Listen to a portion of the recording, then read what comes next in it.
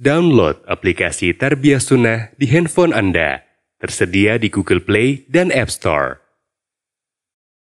حمدا كثيرا طيبا مباركا فيه كما يحب ربنا ويرضى أشهد أن لا إله إلا الله وحده لا شريك له وأشهد أن محمدا عبده ورسوله لا نبي بعده قال الله تعالى في كتابه الكريم أعوذ السميع العليم من الشيطان الرجيم يا أيها الذين آمنوا اتقوا الله حق تقاته ولا تموتن إلا وأنتم مسلمون يا أيها الناس اتقوا ربكم الذي خلقكم من نفس واحدة وخلق منها زوجها وبث منهما رجالا كثيرا ونساء واتقوا الله الذي تساءلون به والأرحام إن الله كان عليكم رقيبا يا أيها الذين آمنوا اتقوا الله وقولوا قولا سديدا يصلح لكم أعمالكم ويغفر لكم ذنوبكم وما يطع الله ورسوله فقد فاز فوزا عظيما أما بعد. Bapak-bapak dan ibu-ibu, ikhwan maupun akhwat, para jamaah baik yang hadir di Masjid Umar bin Khattab di Desa Selacau, Bandung Barat, maupun juga para pendengar dan pemirsa yang bergabung di Tarbiyah Sunnah Media. Pada kesempatan kajian kita di sore hari ini, kita akan melanjutkan kembali materi kita, yaitu mengurai faidah-faidah dalam tafsir surat Al-Baqarah, di mana kita sudah mulai memasuki pada ayat yang ke-177, di mana Allah Ta'ala berfirman, A'udzubillahi minasyaitonir rajim, laisal bir an tuwallu wujuhakum qibala al-masyriqi wal maghrib walakinnal birra man amana billahi wal malaikati wal kitabi wan nabiyyin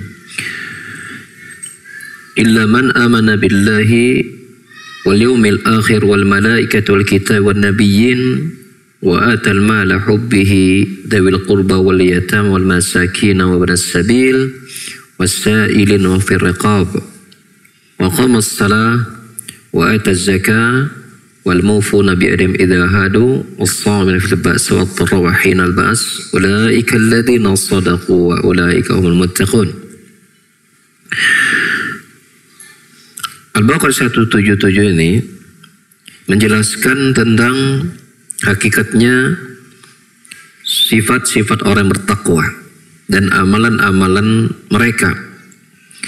Di awal ayat ini Allah Ta'ala berfirman, laisal bir, bukanlah kebaikan itu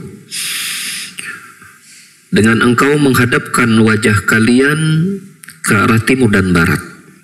Jadi artinya ini berkenan dengan pembahasan-pembahasan sebelumnya tentang pemindahan kiblat. Dahulu kaum muslimin di Madinah, salat mereka menghadapnya ke arah Baitul Maqdis, ke arah Palestina. Kemudian turunlah perintah Allah Subhanahu wa taala, kiblat itu dipindahkan ke arah Mekah, Masjidil Haram. Ya, tempat Ka'bah berdiri. Yang itu kemudian diprotes oleh orang-orang Yahudi. Karena mereka merasa ketika orang-orang mukmin di Madinah salat menghadap Baitul Maqdis, ya, itu merupakan tempat titik mereka.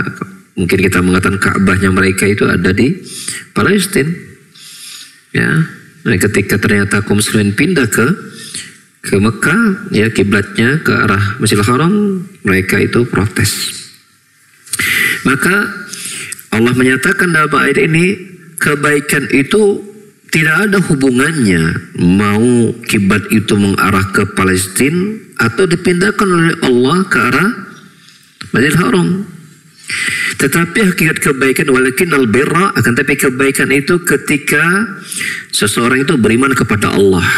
Contohnya tadi, pemindahan kiblat tadi dari Palestina ke Mekah itu perintah Allah Subhanahu wa taala. Orang yang beriman kepada Allah, maka terserah ketika Allah ingin memindahkan kiblatnya ke arah manapun, terserah Allah. Manapun arah di mana Allah menetapkan kiblat, orang beriman akan senantiasa taat. Dan mereka yang juga beriman kepada hari akhir, malaikat, kitab dan nabi. Ini kalau kita simpulkan bagian dari rukun iman. Ya, kebaikan itu ada ketika seorang itu beriman kepada Allah, hari akhir, malaikat, kitab dan nabi. Ya. Ini kaitannya dengan amalan-amalan hati. Ya, bagaimana kemudian dia membangun keimanannya kepada rukun iman tadi.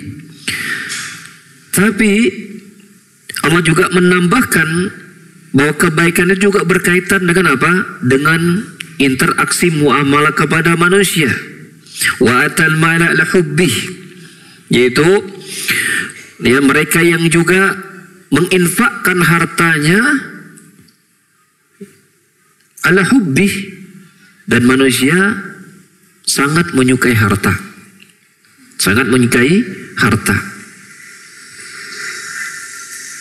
Tafsir dari wa'atan al-hubbi, ya, menginfakkan hartanya, mengeluarkan hartanya al-hubbi, padahal dia sangat mencintai tersebut, ya, menunjukkan bahwasanya imannya jujur. Karena berinfak, apalagi ketika dalam keadaan harta itu lagi sedikit, ya, apalagi ketika dalam keadaan bakhil, maka itu menunjukkan kejujuran iman. Ketika kita lagi uang pas-pasan, itu harta itu kan bagi kita sangat-sangat kita butuhkan, kan? Kemudian tetap kita sedekahkan sesuai dengan apa? Dengan kemampuan kita. Menunjukkan apa? Menunjukkan orang itu telah berhasil melawan kebakhilan dirinya dan mengunggulkan keimanannya. Atau barangkali hartanya cukup, tapi sering kebakhilan itu datang pada diri seseorang. Makin bertambah harta, semakin banyak keinginan, pengen ini, pengen itu, segala macam. Sehingga bersedekah memberikan itu secara gratis kepada orang lain, ya, itu dirasakan berat. Maka orang yang beriman kepada Allah, malaikat, hari akhir, kitab dan nabi, mereka pun juga memperhatikan aspek, ya, aspek apa? Aspek bagaimana mereka bisa melakukan ibadah-ibadah sosial. Ibadah-ibadah sosial dengan harta yang Allah berikan kepada dirinya, bahkan ketika dia sedang sempit sekalipun. Makanya kita dapati dalam ayat yang lain, Allah mensifati orang bertakwa, ya, sebagai calon-calon penghuni surga di dalam surah Ali Imran misalnya pada ayat yang ke-133, ya, ketika Allah berfirman wasari'u ila maghfiratan min rabbikum wa jannatin ardhas samawati wal ardu u'iddat lil muttaqin alladzina yunfiquna fis sarra'i wad dharra'i wa kadhiminal ghaidh wa 'afina 'anil nas wallahu yuhibbul muhsinin. Bersegeralah kalian menuju ampunan Rabb kalian dan bersegeralah menuju surga yang luasnya seluas langit dan bumi, yang itu Allah sediakan bagi apa? Bagi orang bertakwa. Siapa mereka? Allah sebutkan pada ayat berikutnya, ayat 134-nya, alladzina yunfiquna fis sarra wad dharra, yaitu mereka yang berinfak baik ketika lapang maupun ketika sempit, tetap berinfak. Mungkin muncul pertanyaan bagi kita, kalau berinfak ketika lapang, ya wajar dong. Tapi kenapa Allah Subhanahu wa ta'ala juga sifatkan orang bertakwa itu juga ketika sempit berinfak? Mengapa? Karena lapang dan sempit, ya, luas dan sedikitnya harta dibeli seseorang, itu tidak mengotomatiskan kedermawan itu lahir. Misalnya begini, orang kalau sudah kaya itu otomatis dermawan. Apakah otomatis? Enggak. Syaitan akan datang kepada orang yang diluaskan hartanya untuk tetap berbuat bakhil dan mengatakan, kamu tuh ya ngumpulin dapatkan kekayaanmu itu nggak main-main, kerja keras, ya, banting tulang. Tiba-tiba setelah engkau kumpulkan, mudahnya engkau berikan kepada orang lain, suruh dia bekerja sebagaimana engkau bekerja. Setan datang agar orang tetap bakhil. Apalagi kepada yang pas-pasan, ya, uang udah pas-pasan, untuk sedih juga pasti kurang, mau kasih sama orang, sombong amat gitu beren. Gitu kan?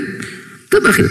Jadi keluasan harta tidak mengotomatiskan seorang itu mesti dermawan, sebagaimana ya keterbatasan harta tidak juga mengotomatiskan orang itu apa? Bakhil. Artinya kedermawanan itu tidak ada hubungannya dengan harta yang dimiliki besar sedikitnya, tapi ya berkaitan erat dengan apa? Lapangnya dada, luasnya hati. Makanya Nabi sallallahu alaihi wasallam bersabda dalam hadis sahih riwayat Muslim, "Laisal ghina bi kasratil arad, innamal ghina qina'ul qalb." Bukanlah kaya itu, perhatikan, Nabi mendefinisikan kaya, perhatikan oleh kita. Bukanlah kaya itu banyaknya harta. Bukan. Kalau kita kan mendefinisikan banyak harta itu kaya. Ya. Hartanya banyak iya, tapi kaya bukan itu. Ya. Akan tetapi kaya itu adalah apa? Hati yang berkecukupan. Hati yang kaya itu hakikatnya kaya.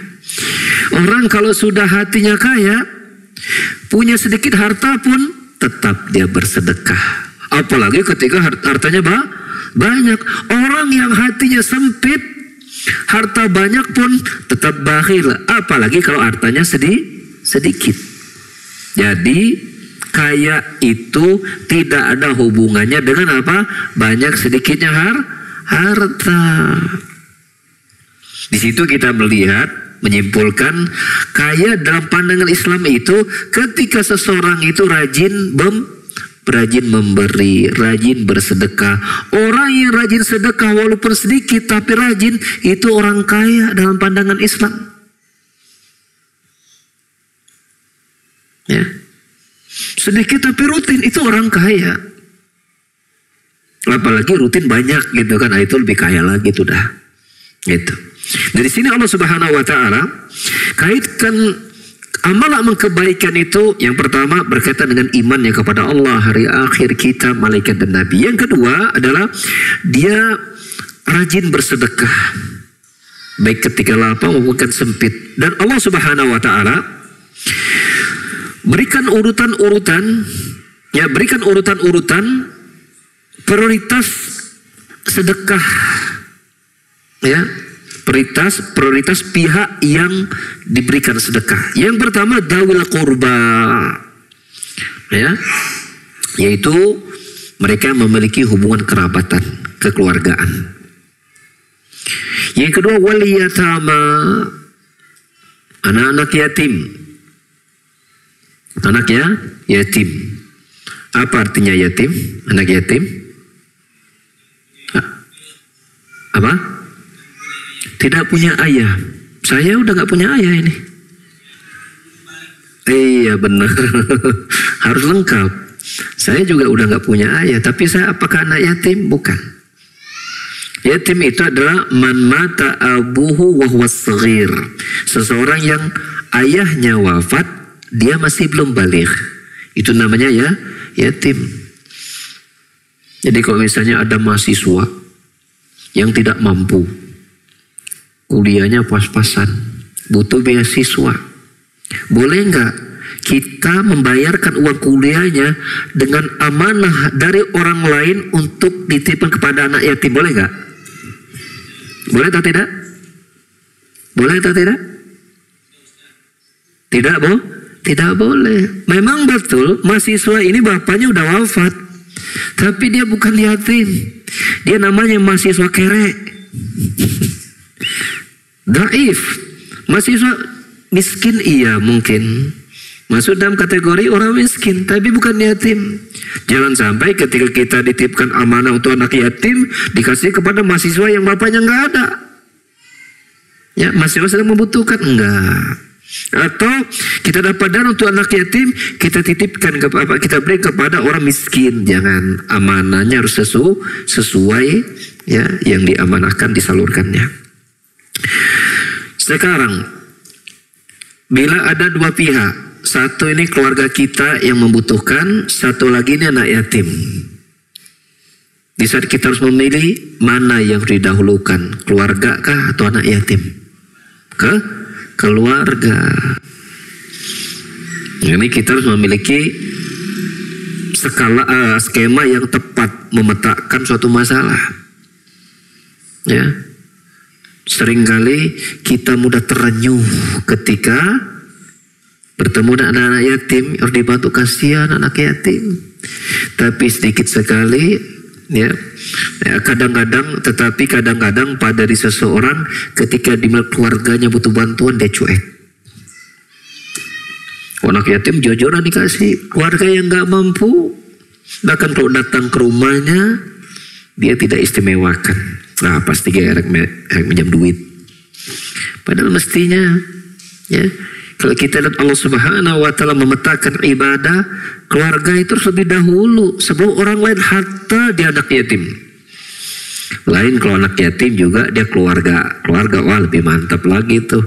Kita punya kakak gitu kan, kakak kita meninggal bapaknya, kakak kita laki-laki, ya meninggal bapaknya, anaknya masih kecil. Nah itu pahalanya gede banget tuh. Ya pahala berinfak dapat saudara, pahala membantu anak yatim, dan pahala yang lain. Pahala menyambung silaturahim juga dapat.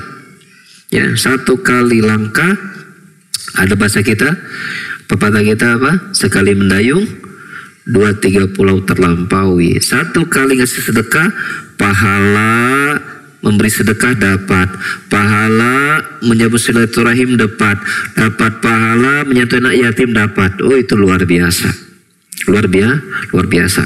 Jadi di sini kita lihat Allah Subhanahu wa Ta'ala memberikan prioritas dalam kita bersedekah. Tentu yang terbaik ya semuanya dikasih. Keluarga kita kasih, anak yatim kita bantu, wal masakin, orang miskin juga sama. Ya. Wabnas sabil, dan berikutnya adalah orang-orang yang ibnu sabil. Ibnu sabil itu artinya seseorang yang kehabisan bekal dalam perjalanannya, habis bekal dalam perjalanannya. Ada kejadian yang lucu. Ya, ada yang mengartikan ibnu sabil itu secara bahasa. Ibnu artinya anak, sabil artinya jalan, berarti anak jalanan. Ada loh, ini keliru. So, ada yang mengartikan begitu. Itu para anak-anak yang ada di jalan itu minta itu ibnu sabil itu. Bukan, ya, ibnu sabil itu artinya seseorang yang kehabisan bekal dalam safarnya. Walaupun tadinya dia orang mampu, kaya, berkecukupan, dengan takdir Allah Subhanahu wa Ta'ala ternyata mungkin, ya, di tengah perjalanannya bekalnya mungkin, ya, hanyut terbawa banjir, bekal perjalanan mungkin terbakar, atau mungkin dia dirampok, ya, atau mungkin tercecer, kehilangan. Banyak sebab seseorang itu, ya, menjadi tidak punya apa-apa dalam safarnya. Maka ini pun termasuk pihak yang perlu dibantu. Perlu dibantu. Wasailin, dan orang-orang yang meminta.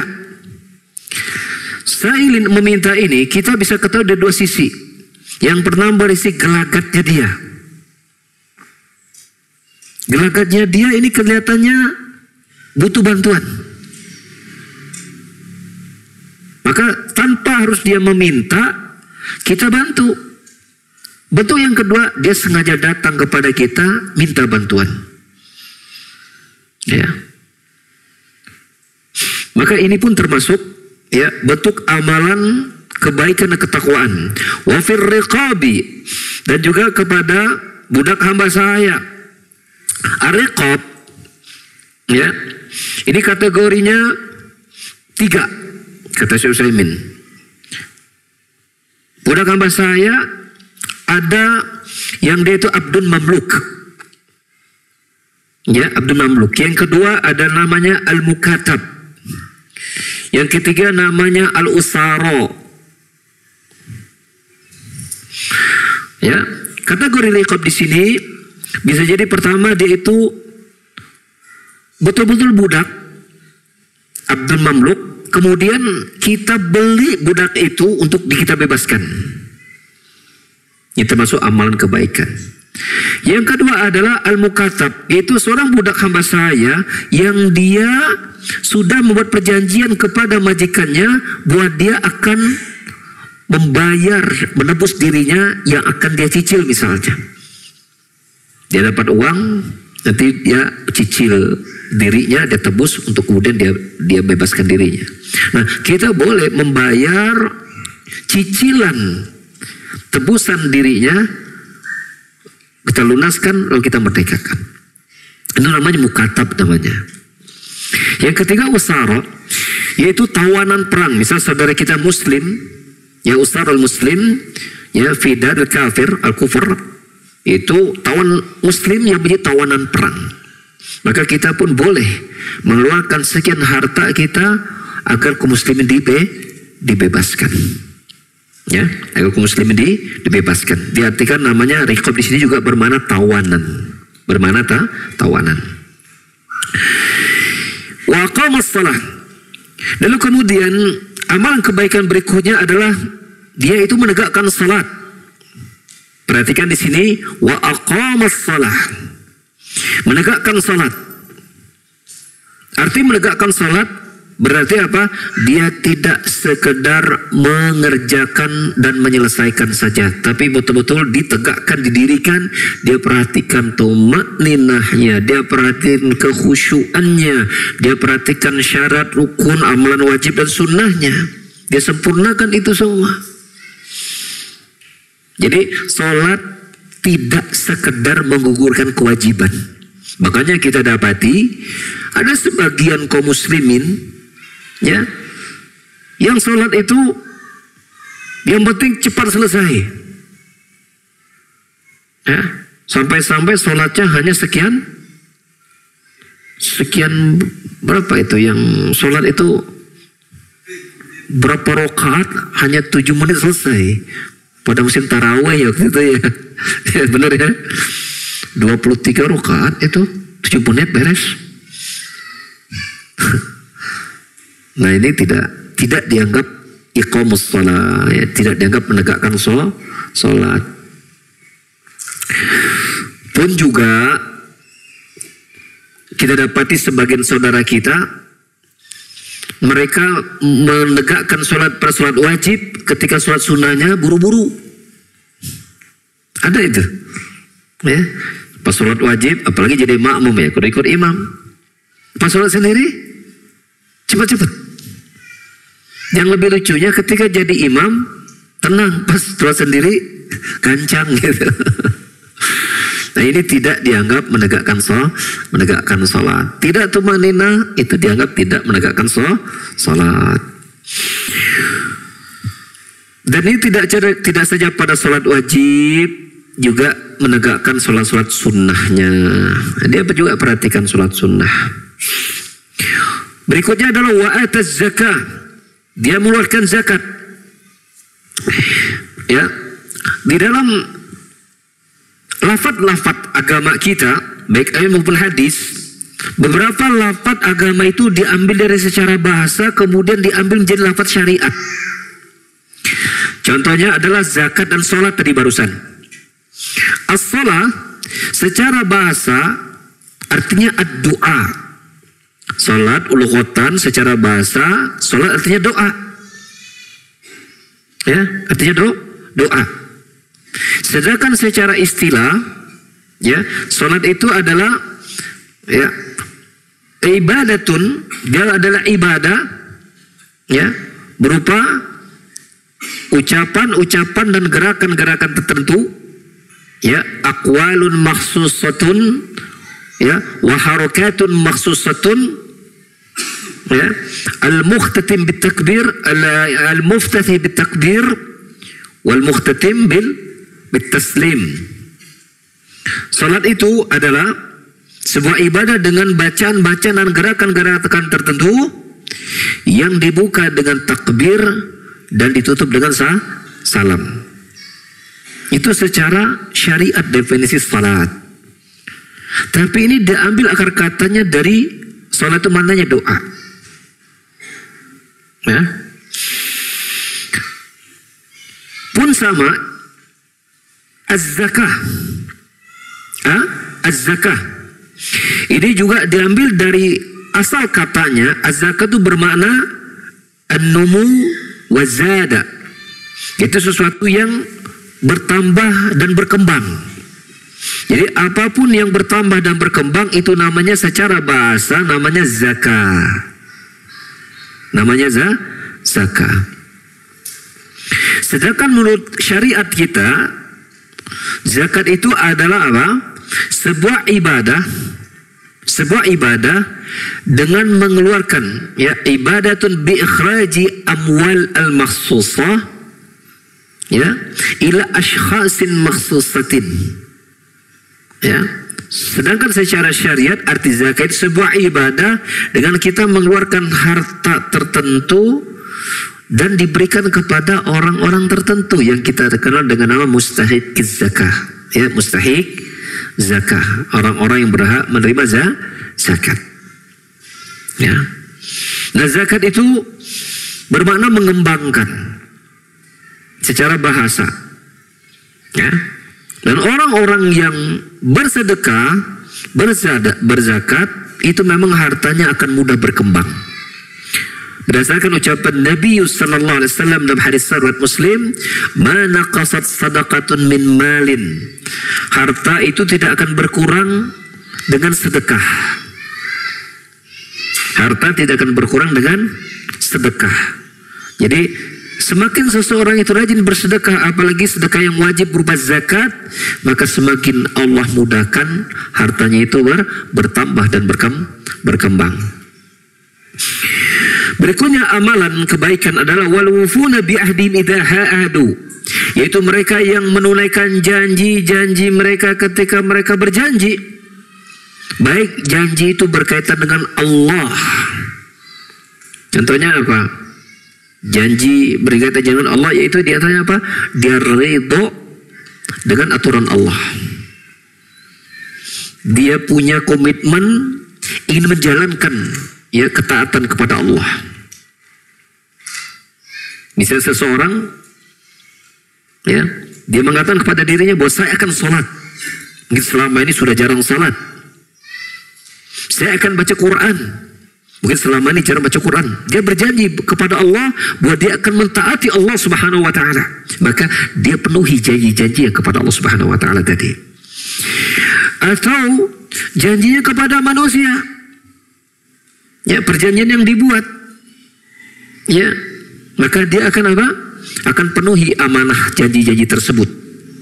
Ya, baik misalnya akad utang piutang. Dia berjanji bahwa dia akan bayar, maka dia bayar, ya, hutangnya. Tidak kemudian hanya sekedar janji-janji palsu. Ya, dia berjanji bahwa dia akan membayarkan gaji karyawannya dengan akad kerja yang sudah disebutkan, maka dia penuhi janji-janjinya. Ya, kalau bahasa kita itu janji adalah hutang. Makanya kita, ya, itu ketika janji sudah terlontar di lisan kita, berusahalah kita untuk apa? Memenuhi janji tersebut kepada siapapun, hatta kepada anak kita sendiri. Kalau kita sudah berjanji, berdasarkan ayat ini, wal mufuna bi idza ahadu, mereka itu yang orang bertakwa adalah apa? Menunaikan janji-janji yang telah mereka buat. Apapun yang sudah janji, apapun, baik janji untuk membantu ini atau janji ingin bertemu anu, kalau sudah janji ditepati. Ya. Sehingga kita dapati salah satu di antara 3 tanda munafik apa? Idza wa'ada akhlafa. Kalau berjanji akhlafa, ingkar. Ingkar. Ya. Tapi orang mukmin kalau sudah berjanji akan dipenuhi janjinya. Berikutnya adalah wasabir fil ba'sa'i wad-dharra wa hinal ba's. Mereka yang bersabar, ya, fil ba'sa, ketika fakir, miskin, kurang harta, wad-dharra, ketika sakit, baik sakit hati maupun sakit badan. Wa hinal bas, dan bersabar ketika ba'as, yaitu fil qital, ketika berperang menghadapi musuh. Kata Syekh Muhammad bin Utsaimin, ini kesabaran ya bertingkat-tingkat, dari yang termudah sampai kepada yang tersusah. Ya, bersabar ketika kekurangan harta, ya, kurang harta, ini kesusahan, butuh sabar. Tapi lebih berat lagi seseorang itu ketika menghadapi sakit, ya, sakit pada badannya, sakit pada fisiknya, sakit pada hatinya, itu lebih berat dia menghadapinya dibanding kekurangan hartanya.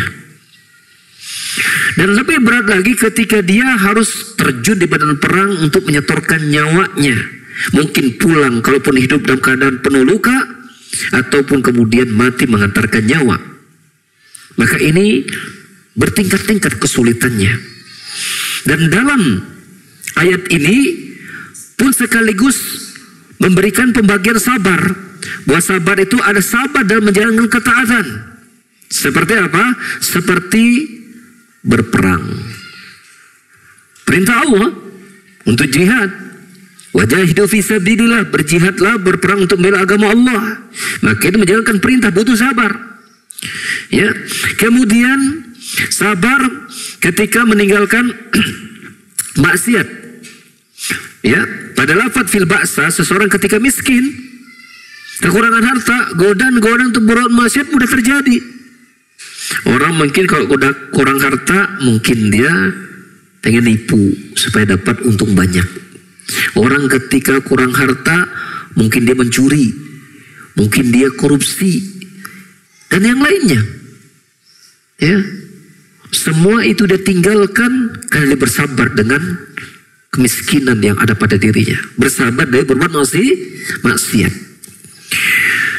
Yang ketiga adalah sabar, ya, fi ihtimali al-masaib al-mu'dhiyah atau alimah, yaitu bersabar menanggung derita, ya, yang sakit, ya, penderitaan berupa rasa sakit, itu butuh sabar. Ya, maka di sini para ulama menyebutkan bahwa sabar terbagi menjadi tiga, itu ada pada ayat ini. Sabar dalam menjalankan ketaatan, itu ketika perintah berperang bela agama Allah. Sabar dalam meninggalkan maksiat, ketika dia diberikan musibah kemiskinan, dia tidak berbuat zalim kepada orang lain, menipu, mencuri, korupsi, dan yang lainnya. Dia sabar dari berbuat yang Allah haramkan. Yang ketiga, sabar atas musibah berupa ditimpa rasa sakit, mungkin demam, mungkin ini dan itu segala macam, ya, mungkin karena luka dan yang lainnya. Dia bersabar. Maka kata Allah Subhanahu wa taala menutup amalan-amalan tadi mulai dari rukun iman. Ya, iman kepada Allah, malaikat, hari akhir, malaikat, kitab dan nabi.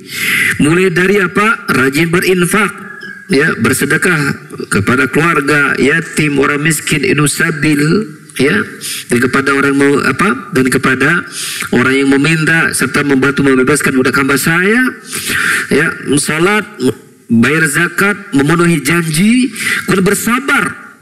Pada tiga jenis sabar tadi, apa kata Allah? Ulaika alladzina sadaqu. Mereka itulah orang-orang yang jujur. Mengapa jujur? Karena apa? Mereka telah menunjukkan bukti jujurnya iman mereka kepada Allah dengan amalan-amalan tadi. Mulai dari iman kepada Allah sampai kepada amalan-amalan hati dan sosialnya. Ya. Zakat itu amalan hati. Ya. Seorang itu bisa melawan, membunuh kebakhilannya dengan dia rajin berzakat dan bersedekah dan seterusnya. Ya. Dia jujur kepada Allah. Ya, membenarkan adanya hari akhir. Sehingga dengan itu dia mau beramal. Beramal. Wa ulaika humul muttaqun, dan mereka itulah orang-orang yang bertakwa. Lihat oleh kita, Bapak Ibu sekalian, para jemaah sekalian, Allah Subhanahu wa taala mendahulukan ulaika alladzina sadaqu wa ilaikal muttaqun. Mereka itulah orang yang jujur dan mereka itulah bertakwa. Ya. Pada lafaz ulaika alladzina sadaqu, Mereka itulah orang yang jujur. Wa ulaika humul muttaqun, dan mereka itulah orang bertakwa. Ya, dalam bahasa Arab, ya, ini konteksnya itu adalah dia ada subjek, kemudian penjelas objek. Ya, ada subjek dan penjelas subjek. Namanya khobar, mubtada khobar.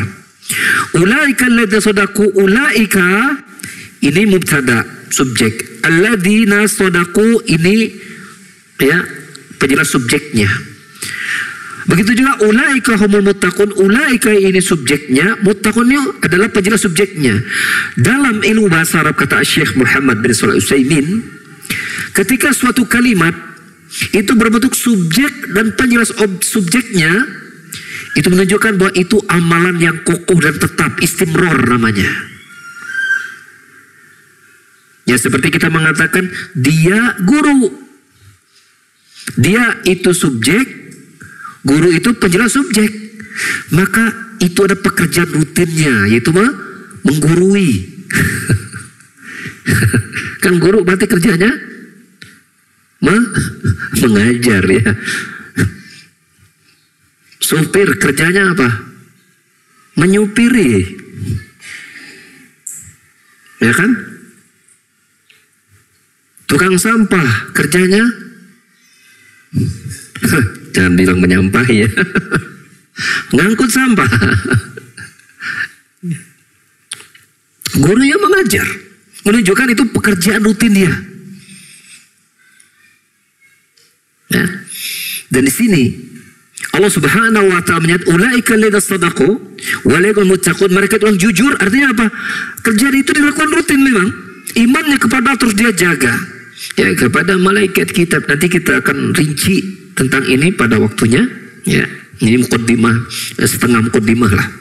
Itu terus menerus hadir dalam hatinya iman kepada Allah, malaikat, bagaimana diberikan kepada kitab, rasul dan para nabi. Ya, itu senantiasa hadir dalam hidupnya. Ya, berupa hati, lisan, dan perbuatannya.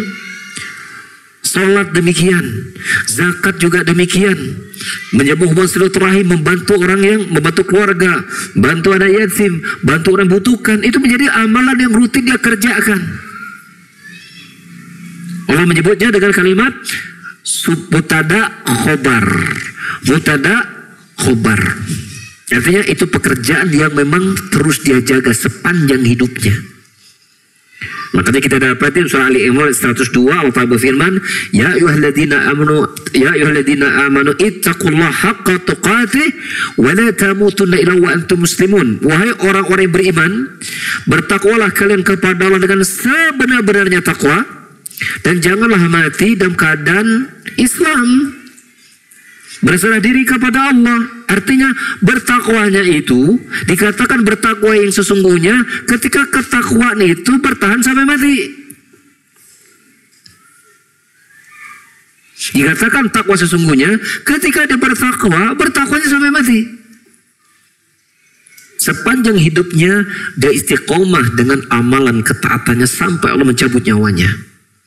Makanya Al-Imam Katsir, Al-Hafidz Katsir rahimahullah ta'ala, dalam tafsirnya ketika menafsirkan surat Ali Imran 102 tadi, ya, kata dia, man aisha ala syai' mata ala syai', man mata ala syai' bu'isa alaih. Barang siapa hidup dalam kebiasaan sesuatu, maka dia akan dimatikan dalam kebiasaannya. Dan barang siapa mati dalam kebiasaannya, dia akan dibangkitkan dalam kebiasaannya tadi. Jadi orang yang senantiasa menjaga salat, menjaga saum, menjaga sedekah, menjaga zikir, menjaga qiraatul Quran, insya Allah matinya dalam amalan-amalan yang dia rutinkan tadi. Orang yang selama hidupnya rajin ke masjid, insya Allah matinya di masjid, insya Allah ta'ala. Orang setiap harinya rajin zikir, insya Allah meninggal dalam keadaan berzikir. Orang yang hadis terus baca Quran, insya Allah meninggal dalam keadaan dia membaca Quran, insya Allah. Ya. Ini kita kenal dengan nama apa? Istiqomah sampai mati, bertakwa sampai akhir hayat. Dan ini ada dalam konteks ayat yang kita sebutkan tadi. Ya, dalam Al-Baqarah 177 dengan amalan yang tentu sangat banyak tadi ya, tapi itu dijaga semua.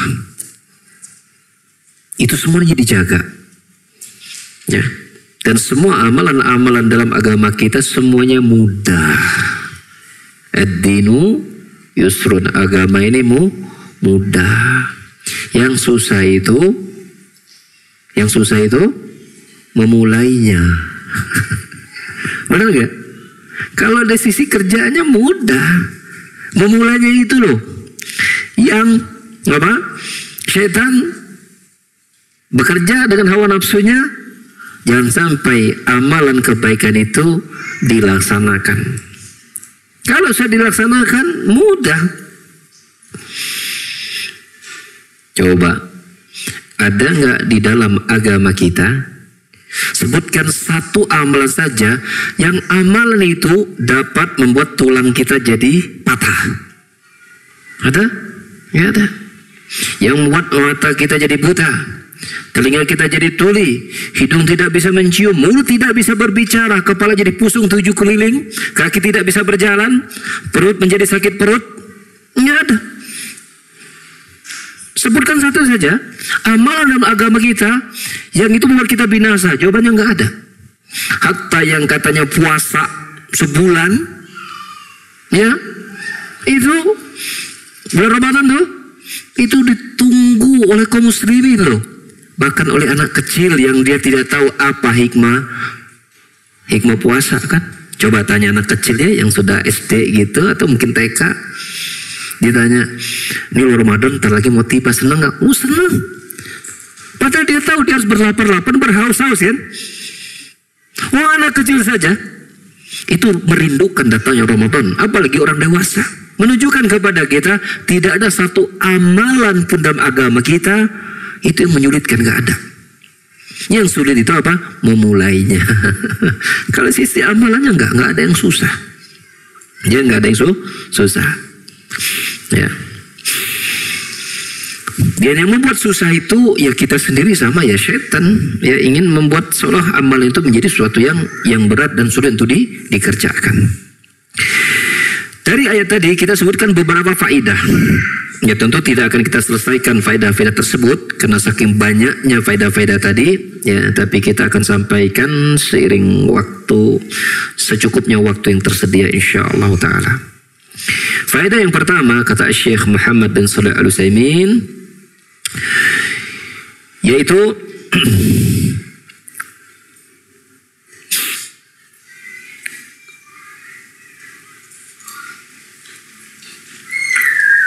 annal birra haqiqatuhu al-imanu billah ila akhir. Sesungguhnya hakikat kebaikan itu yaitu tadi disebutkan oleh iman kepada Allah dan amalan yang kita sebutkan tadi ya. Yang pertama tentang iman kepada Allah. Ini sama Syekh Muhammad Al-Utsaimin diperdalam apa arti iman kepada Allah yang itu merupakan rangkaian kebaikan. Al-imanu billahi yatadamman arba'ata umur. Iman kepada Allah itu mengandung 4 perkara. 4 perkara ini antum jangan tanyakan dalil. Adakah ayat maupun hadis yang menyebutkan bahwa al-imanu billahi arba'ata umur, bahwa Nabi bersabda atau Allah berfirman iman itu 4 perkara. Jawabannya tidak ada secara letterlekis. Ya, tetapi ada berdasarkan istiqra para ulama. Ketika mereka meneliti ayat dan hadis, ketika membicarakan tentang Allah Subhanahu wa taala, maka itu harus ada pada 4 perkara. Harus ada pada 4 perkara. Al-awwal, yang pertama, al-imanu biwujudih. Mengimani Allah itu ada.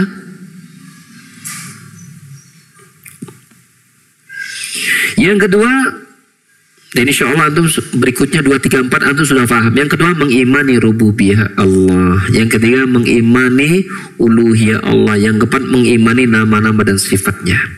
Kita bahas yang pertama kata Syekh Utsaimin.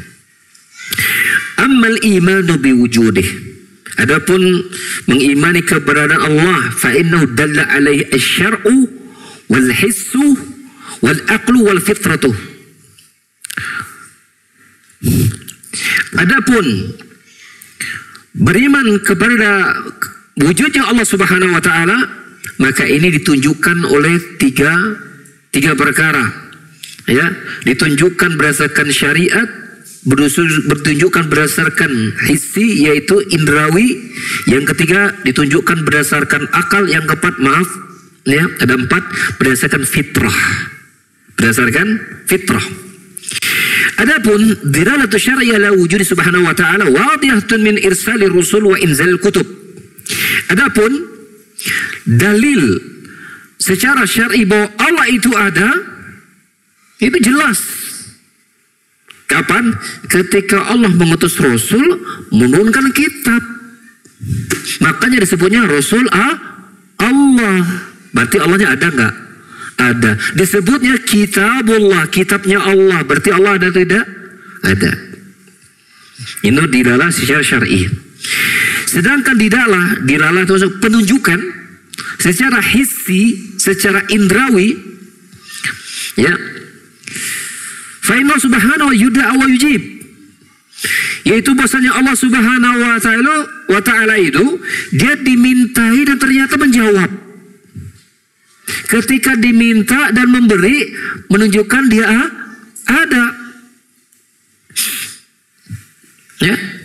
Seperti misalnya Allah sebutkan dalam surat Al-Anbiya ayat 56. Allah menyegerakan pengabulan doa para rasulnya. Segera saat itu minta dan dikabulkan ketika mereka masih hidup. Ya.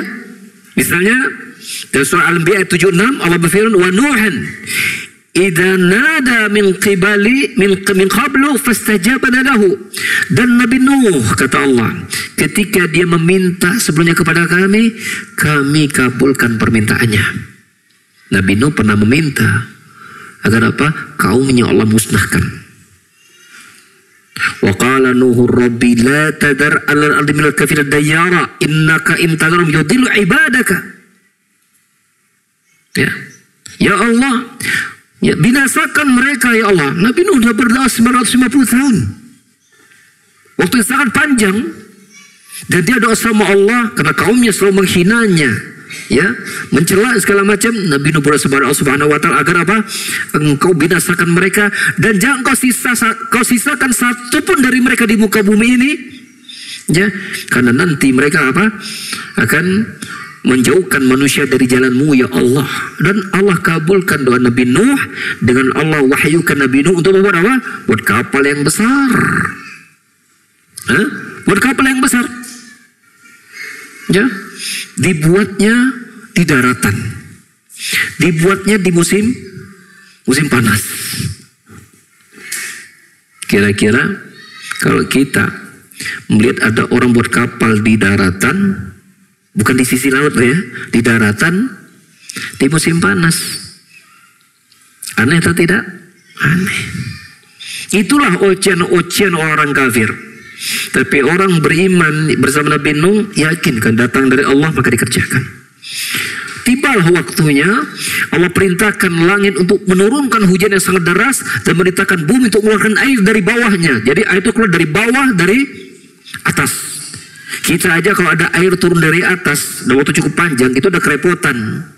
Bagaimana kalau ini ketika keluar juga dari bawah? Ketika air itu berkumpul menjadi tinggi, anaknya Nabi Nuh tidak mau masuk. Ketika air itu mulai naik, dia coba lari sa'awil jabal. Aku akan naik kepada gunung. Karena tempat yang paling tinggi di permukaan bumi ini adalah apa? Gunung. Maka kata Nabi Nuh, tidak ada lagi tempat berlindung kepada pada hari ini. Semuanya akan sampai sana. Dan betul. Ya. Gunung pun juga tenggelam. Berarti apa? Bumi itu rata dengan air. Ada nggak manusia yang hidup? Tidak ada, kecuali yang di kapal Nabi Nuh saja. Orang-orang bertauhid, beriman kepada Allah, beriman kepada Nabi, itu saja yang hidup. Yang lainnya mati. Yang lainnya apa? Mati. Ini Allah kabulkan doa Nabi Nuh. Jangan kau biarkan satu pun dari mereka ya Allah hidup. Dan Allah kabulkan Nabi Nuh. Doa Nabi Nuh menunjukkan Allah itu ada. Terlihat Nuh meminta, Allah kabulkan. Disegerakan pengabulannya itu. Dan kita pun meyakini itu. Banyak doa-doa kita kepada Allah, Allah berikan di dunia dan sudah kita rasakan nih kan sebelum kita mati. Betul nggak? Ya, seperti itu. Ini juga sama, Allah ceritakan juga tentang kisah-kisah para nabi yang berdoa, Allah segerakan pengabulan doa mereka. Seperti kisah Nabi Ayub. Kita tahu bahwa Nabi Ayub itu Allah berikan ujian yang luar biasa. Hartanya habis, anak-anaknya mati, dia diberikan penyakit yang luar biasa.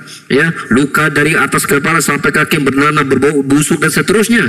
Belasan tahun Nabi Ayub menjalani itu, ya, dan dia berdoa kepada Allah. Wa Ayub idnada rabbahu anni masanad-dur wa anta arhamur rahimin fastajabna lahu. Dan ingatlah ketika Ayub dia meminta kepada Rabbnya, ya Rabbku, sesungguhnya aku ditimpa suatu musibah. Ya. Dan engkau adalah sebaik-baik zat yang maha penyayang. Maka Allah kabulkan doa Nabi Ayub dan Allah berikan kesembuhan kepada Nabi Ayub. Ini menunjukkan Allah ada karena apa? Karena adanya orang yang berdoa dan Allah kabulkan doa mereka.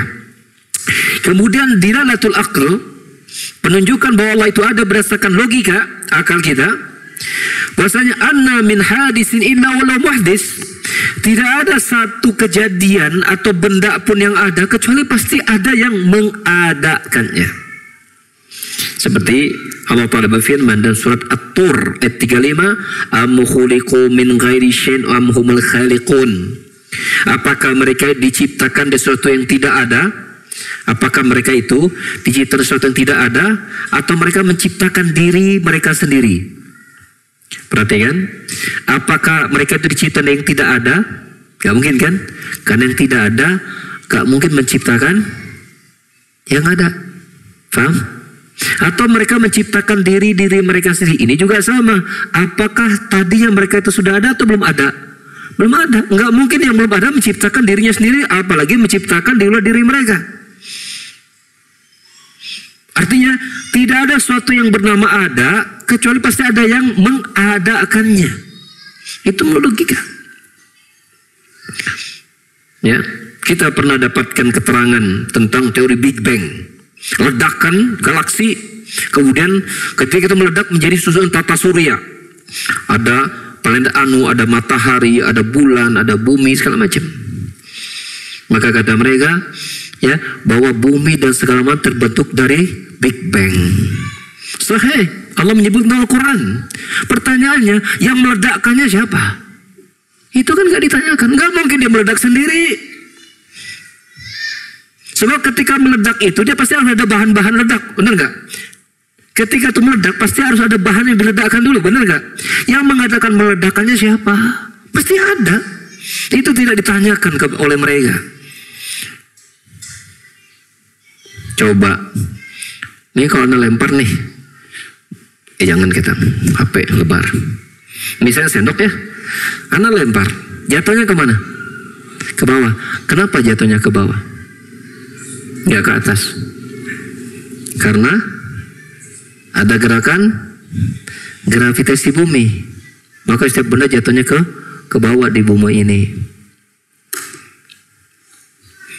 Waktu kita belajar ilmu apa tuh? Ilmu IPA ya. Jawabannya begitu, tapi jarang dijelaskan. Lah, gravitasi bumi sendiri, yaitu gravitasi itu kan bumi kayaknya ke bawah ngejedot gitu ya. Tidak ditanyakan gravitasi bumi munculnya dari mana.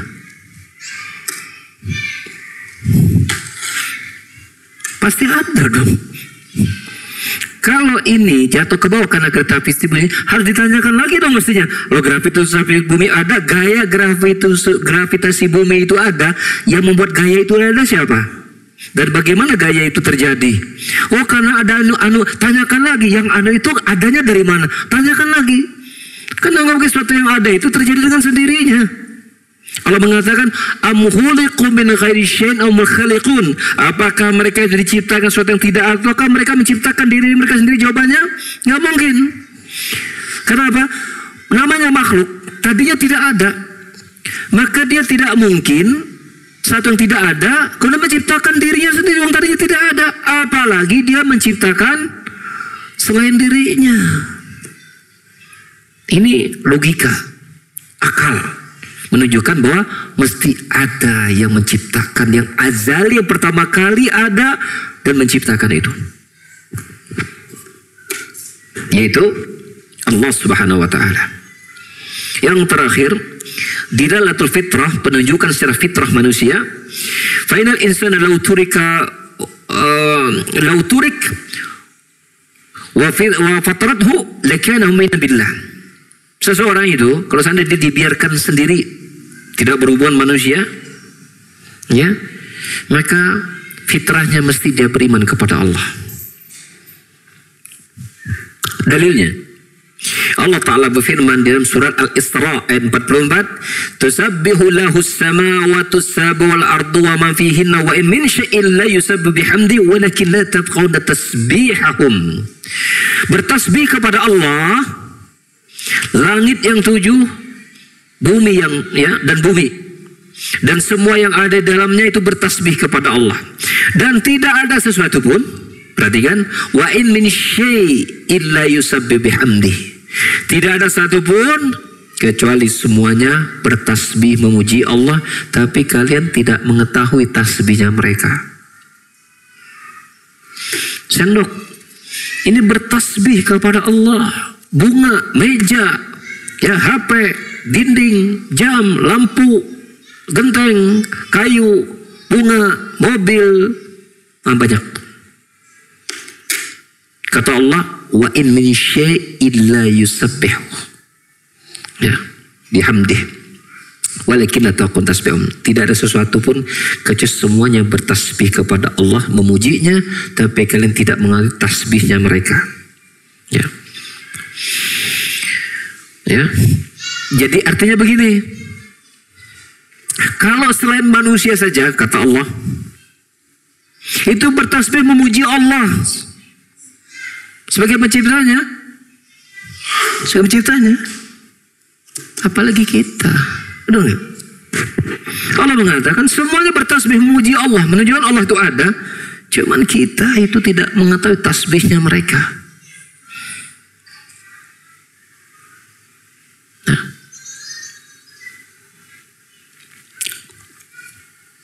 beberapa pernah Allah